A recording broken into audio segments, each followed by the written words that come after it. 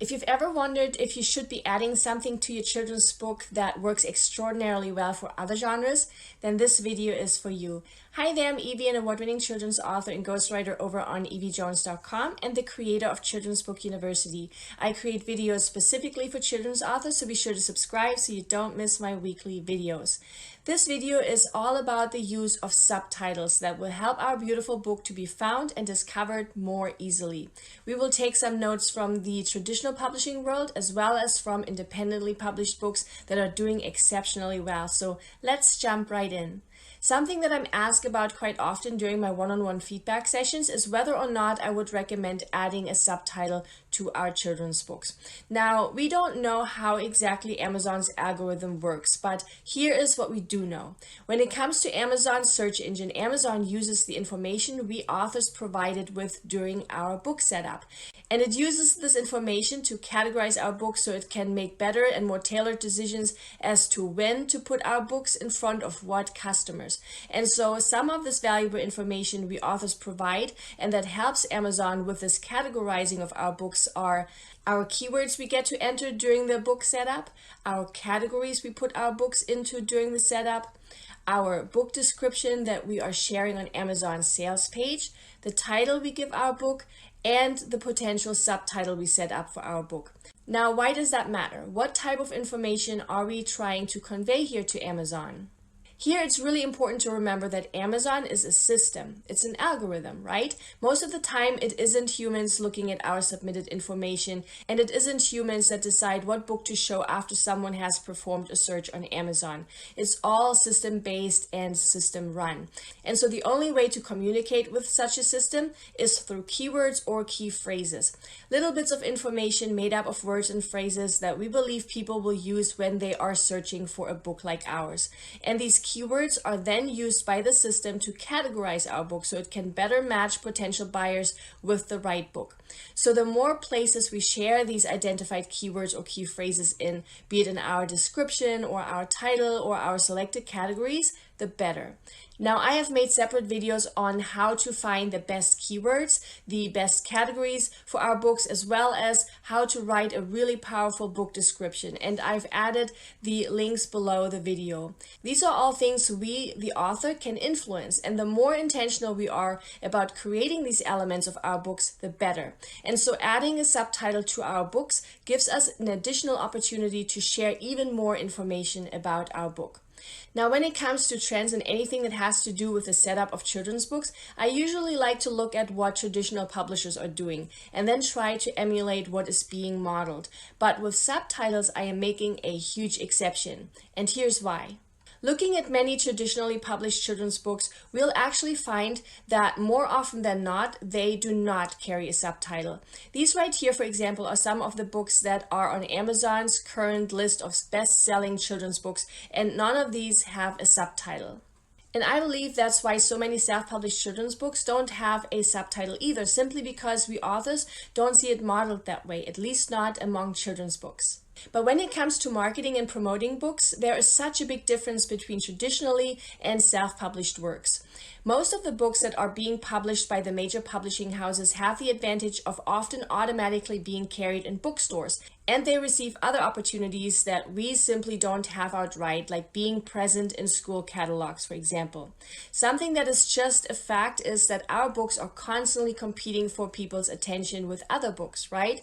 Especially traditionally published books. And so we will always want to ask ourselves what we as authors could do to get ahead. And adding a subtitle to our children's book is such an essential way of doing just that. Because looking at any other genre that is not children's books, subtitles are very common and are being used everywhere within the traditional publishing world. These books right here, for example, are on Amazon's current overall best-selling list, meaning this list is composed of books from all the different genres, not just one. So they are currently the best of the best. Now, what you might notice is that these right here are mostly nonfiction books. And that matters because a lot of these nonfiction books have been written by professionals and entrepreneurs who are well versed in anything that has to do with marketing. So when it comes to marketing, why not follow the lead of those books that are among Amazon's best of the best-selling books? In fact, here are a number of truly successful self-published children's books that all do have a subtitle, like these right here. Now, looking at these examples, I wanted to point out two noteworthy things to definitely keep in mind. Number one, while all of these self-published children's books have a subtitle, not all of them actually show the subtitle on the cover. But we know that these authors have set up their books with a subtitle by looking at their sales page. This, for example, is what the sales page of April Martin's book Meet June looks like. First, we see the title Meet June, and we know that a children's book about Father's Day, friendship, and the start of summer is meant to be the subtitle because it appears after a colon, which is how Amazon sets up all of their books. Title, colon, subtitle. And in the parentheses, we have the series name this book is part of, which in this case is The Calendar Kids. So when we are setting up our book for the first time over on KDP, which is Amazon's print-on-demand platform, we get the opportunity to enter our title and subtitle. And at the making of this video, this setup looks something like this, where we add our title up top and our subtitle right below that. And so once our book goes live on Amazon, the title and subtitle show up like we see it here, separated by a colon. So even if we don't see a subtitle on the cover itself, all these authors are indeed using them and taking advantage of the fact that with a subtitle we can add more information about our book. And the second thing I really wanted to make sure to point out here is that, of course, it isn't just because of the use of subtitles that these books are doing well. There are many other factors at play here as well. For example, looking at these books, we'll notice a number of things that some of them, not all, have in common. Number one is that all but one are part of a series. Now, I have made a whole separate video that talks specifically about the advantages of creating a book series and how to go about setting one up. So if you haven't watched this yet, make sure you do, because in that video, I share a few things that I haven't seen anywhere else being mentioned before when it comes to promoting our books. I'll make sure to share the link in the description below. Number two of the things I have noticed is actually really interesting. This is more a theory of mine, and I've also not seen this anywhere else mentioned before. But looking at these books, more than half of the authors are teachers. And so I believe a beautiful advantage that authors who are also teachers have is that they have direct access to schools. And so they oftentimes have a much better understanding of what goes into author school visits, how and when those school visits are usually set up, and also whom to potentially reach out to and how to find out a school's annual budget that is set aside specifically for author visits. So there's a lot to be said to know your way around the administrative side of schools and to also know and have access to many other teachers who are teaching our target audience every single day. Number three of the things these books have in common is that all but one were published under each author's created imprint. So looking at a book's product details section, the name of the imprint would be listed as a book's publisher. This is not a must, and we can always leave this field empty during the book setup. Just know that if we do leave this field empty, Amazon will add the words independently published as the publisher. So adding our own imprint just looks a bit more polished, and I'm willing to bet that the majority of people don't even realize that these publishers were actually created by the authors themselves. Most simply assume it's a publishing house. If you have any questions regarding imprints, what it is, and how to set one up for yourself, make sure to watch my separate video on that as well. I'll make sure to share the link in the description below. And number four of the things some of the books, definitely not all, have in common is that they have Amazon ads running to promote them.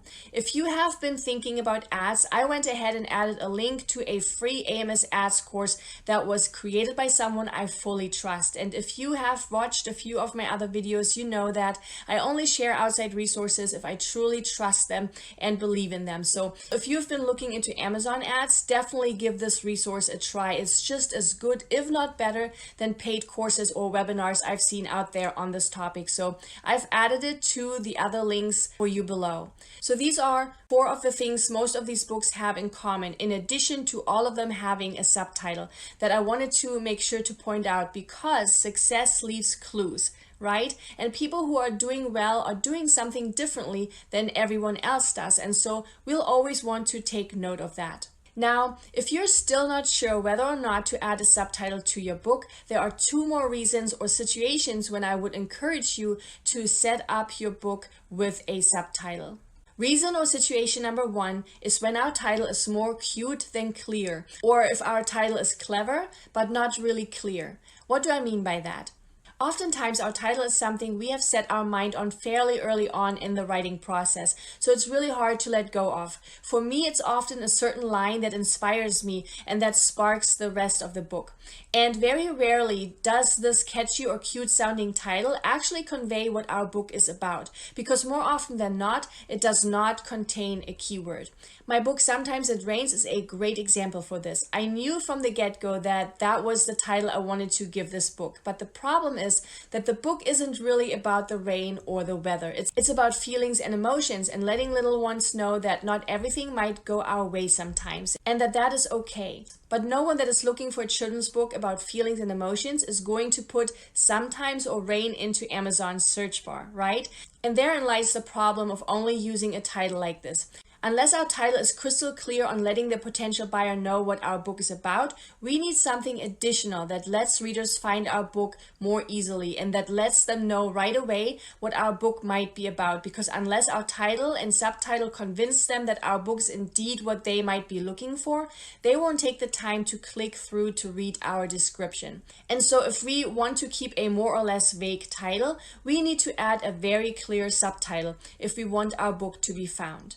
And reason or situation number 2 is when our title makes it clear what our book is about, but it again doesn't contain any keywords or phrases that 1, Amazon could use to categorize our book with, and 2, that people who are looking for a book like ours would actually use in the search over on Amazon. Here, my book Forever After is a great example. Most people usually know what this phrase means or implies, right? However, Amazon's algorithm might not.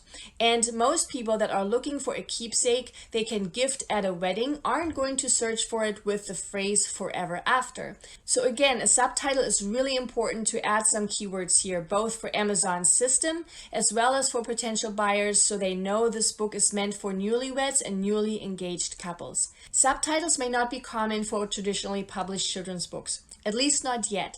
But just as we are looking for guidance toward the traditionally published world, they too are looking at the success of independently published children's authors. So it may not be long until they too realize the advantage of letting Amazon's algorithm know what our book's about by adding more specific keywords with the use of a subtitle, and making it very clear and obvious for potential buyers what each children's book is about without having to first spend the time to read the description.